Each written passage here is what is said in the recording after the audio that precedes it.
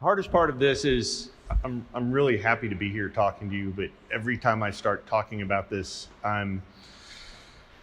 I get overwhelmed about what the project was and what it means to me, and all the different things that it opens up to me.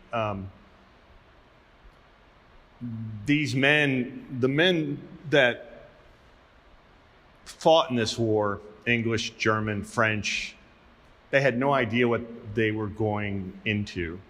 The Americans especially stepped into a war that had been revolutionized for 3 years, and we stepped into it with the mentality of the 20-year-old mentality. So we had to learn lessons the hard way really fast. The American Army was basically fighting for 6.5 months or so, and over 600,000 casualties. We can't imagine 600,000 casualties. There's one battle. There's in the Argonne, which is where I'll talk about mostly. There's a military cemetery that initially had 26,000 graves in it. It still holds 14,000 graves. The immensity of our losses were that there was no shipping to move those men back. We could not physically create the shipping to move these bodies back to America for years because there was all these other things going on. Those men, they went over there full of hopes, full of excitement, and they got there, and some of them only were experienced combat for 3 or 4 days, and they were never able to talk about it. This realization comes to me where there's a descendant here.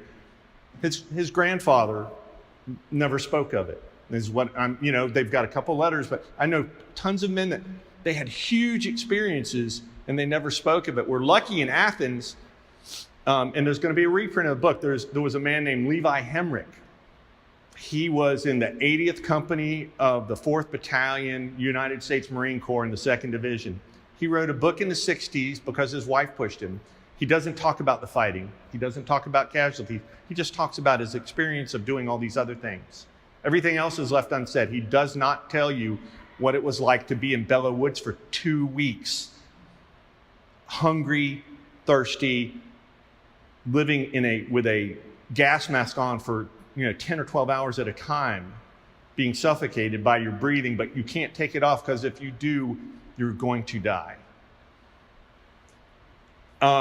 When I took this project on, I had no real idea what I was getting into, and the project will never be finished. What it really is about is individual stories of men and what they endured and the legacy that they left us. I'm not going to go too much into stories. There's things written in here, but that's why those things are written, because I want them to be specific. Every one of these places has a story. There's men that fought on it. There's individuals. I mean, that's part of the reason I go into these little, I'll have these broader paintings, but then I'll go these really narrow places. I brought this, and I'm trying to finish this painting. This is one of the harder ones I've done because to catch what it feels like. And what's really neat is a friend of mine on Facebook who's French, and he doesn't speak English. I don't speak French, but I sent him a picture of this, and he goes, in French, it was, "I have passed through those doors many times." So he's gone to church in this. He lives there. Here's the thing. My go on it is, it's still an active church. It's still alive, but it bears witness to have stood there on October 12th in 1918 would have meant you would have been obliterated. All those marks on that wall are left by steel. And this isn't even facing the main part of the battlefield. This church was standing. It's right in the middle of that photograph. You can see it. Its steeple was knocked off of it, but it was still standing at the end of this battle. I'm trying to convey the level of ferocity that these men had to walk through. Because, and this will be repeated. For soldiers, courage isn't lack of fear. Courage is doing something regardless of the fear you take.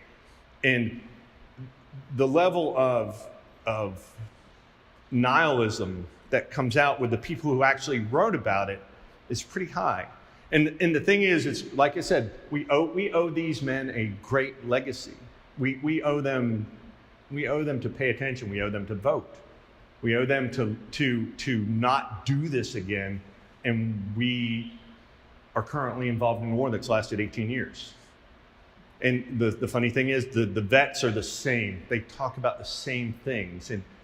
And that's what this is about. This is about those stories constantly. There is the renewal of nature, but it's never the same.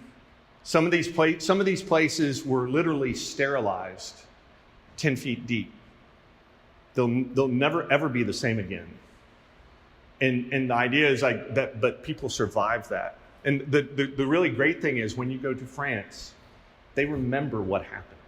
These 100 years out, they remember World War II, but they still remember World War I. Because the one story that came back to me for years, in the woods in the Argonne, they would find men that had been missing because they had crawled off to a corner of the woods and nobody ever found them. And then they'd find them and they'd find their disc and they'd come back. And there's people, and I'm going on a tour this fall with a man who found a dog tag and returned it to the family, went through all the research and found the family here in Kentucky and returned the dog tag to them.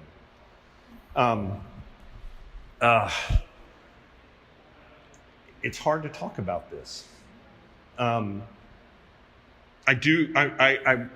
told somebody today, I'm trying to suck you in with something beautiful so you would learn something that you really would turn away from if you actually thought about it. And at the same time, it's like any battlefield you've ever been on. People go, oh, you should be stoic, you should be quiet. It's like, no, they didn't die for you to be quiet. They died for you to be and enjoy the light on your shoulders in being alive. So there's this constant change because you're walking. I literally have walked in a place that I painted and somebody came back to me and said, you walked across this. And what it was is he had found 7 French soldiers in the edge of a field. He was walking one winter, and 3 years before I walked it, there's lots of burials on the edge of this field. I had no idea, and nobody else did. And he found a pelvis sticking up out of the dirt. And then they found 7 men buried there. And that's just the 7 in the edge of that field. And it happened to be 50 feet from where I did a painting from. So there's all these reminders. There's every road. There's only a couple of roads in these. Every road you walk down, you look down, you see little pieces of iron everywhere. It's like you look for arrowheads here. It's like, and you find one once in a while there, you can fill your pockets up with iron in 100 feet. And I'll pass this around. This is not the biggest one I found. That's from 105 millimeter shell. That's just a piece of it. So that would have been a part of something this big around, filled with explosive, and that would have traveled about 1,000 feet per second when it went off. That's what made all those craters in the front of that. That's what all the damage on the front of these, when you look at the paintings, there's damage all over them. That's what it's from. And even to the point of, and this is World War II, the one at the far end, that monument actually was hit by a shell in World War II when the Germans were fighting over the same place. And the top of it was knocked off. It's still laying on the ground there. And the really neat thing about that place is, I don't know if it says it on the thing, is, but the people from that place take care of this. And it's about 1 kilometer off the road. It's in the middle of the field, but it's taken care of. I actually saw it when it was in the end of the season and people hadn't been out to a while, so it had grown up, but I've seen pictures of it and it's mowed around and there's a path to it. And I know of a man from Cunel that has spent the last month getting ready to commemorate the sacrifice of John Dashiell Harris. He was from Atlanta. He was in the engineers. He was in the 3rd Division, and he was killed on October 16th, really close to this village. And his family placed a private monument to him. And this man's never met the family, never anything, but he goes out and takes care of that monument, and he has been going out, putting out markers so people would know where it was, because it's off in place. And it's just amazing world that I've stepped into that I had no idea. I mean, I grew up wanting to be a soldier, and my father talked me out of it at one point, and I became an artist. But I never lost my interest for military history. I never questioned that was who I was. And I think I've worked for 32 years to do this, and this project won't be done. There's no way to finish this project. I'll just keep going back. Some of my friends, the English friends I have, who they call it field walking. They just walk the edge of battlefields. And they say once you start doing that, you always feel this need to be back there. And I'm going to be back in 3 weeks. So this year marks the 100th anniversary of the armistice. The war didn't actually end for another year. Most people don't know there were Americans in Siberia fighting all the way up until 1919. And then they just decided the revolution was a lost cause, and we pulled out. But I'm going to be standing on the banks of the Meuse River with some descendants of men that were standing there when the war ended. And it means a lot to me, but it doesn't mean it ends for me. It just means that, I need to learn more, read more, understand more, so I can make paintings that tell their stories. I'm also, if you follow me, the big accumulation that I don't have it here is I have done a painting that based on a photograph of a soldier in Afghanistan took, and he was killed later that day, and his family let me use the photograph to make a painting, and I'm almost positive the Marine Corps Combat Art Gallery is going to have that in their collection. I'm this close to it. And but that's what these are. Every single one of these paintings is the same thing. Every one of them is an epitaph to a group of men and people. And I wish I'd written down more. I was talking to school kids today, and they totally disrupted my. I mean, in a good way, because I got questions I wasn't prepared for, and I went off in different directions. And the bigger thing is I try to get out of the way so you can see these things, which is when I paint. That's why I don't put my name on the painting. I sign them in reverse because I don't want to be in the way. I want you just to be able to look at them, and then hopefully you'll be interested enough to look at a place name, and the place name will drag you into the history of the place, and maybe even make you want to go and walk there. Please read the essays that go with this. Were written in response to the paintings being made. These are friends of mine, and so they wrote about what I was trying to convey, looking at the paintings and thinking about it, and they wrote their essays, and each of them draw a lot into it. And I really think it helps to look at the paintings as a not an installation, but something where everything's connected. And if each of you, if we sat and talked, we'd even find more connections than just the ones that are here. And that's what I found from this body of work. The more I work on it, the closer I get to a lot of people, but the bigger the world becomes.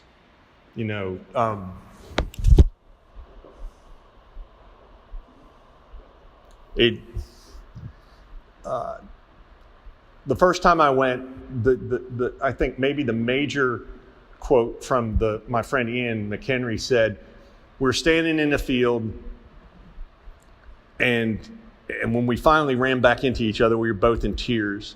And he said, if it didn't make you feel this way, something is really wrong with you." And it goes back and forth that way. You can't you can't walk there without feeling that. You walk through these villages, and it's actually really quiet, beautiful countryside. And it's hard to imagine until you look at the wall and you just see the whole wall is covered with shrapnel marks on it. You stand in a village where, Sergeant York walked through, and all the walls in this village they're limestone, so they're kind of soft. They're covered with bullet marks.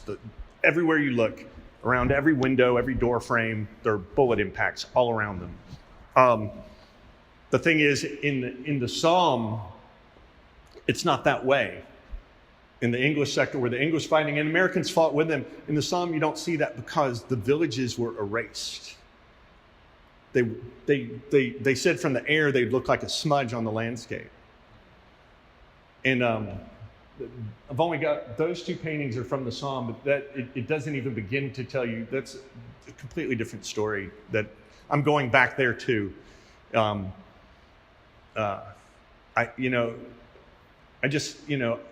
I hope I'm up to the long-term goals I've set for myself for these paintings to convey things. I feel confident I'm doing it, but I don't know. I want something more to happen from them. And right now, I'd rather, instead of me talking, I'd rather ask questions because I know people have them. Anybody have a question? Oh, come on. All right. You just ended on. I was very curious to that. I want something to happen to me. That's what you said. But what is this that you're hoping that will happen to me? That I can continue to grow as an artist and be able to convey everything that I hope the paintings will convey. I'm still not sure I'm doing it yet. I mean, I'm constantly in doubt. Does this actually say it? I don't want to make pretty paintings. I want to make something.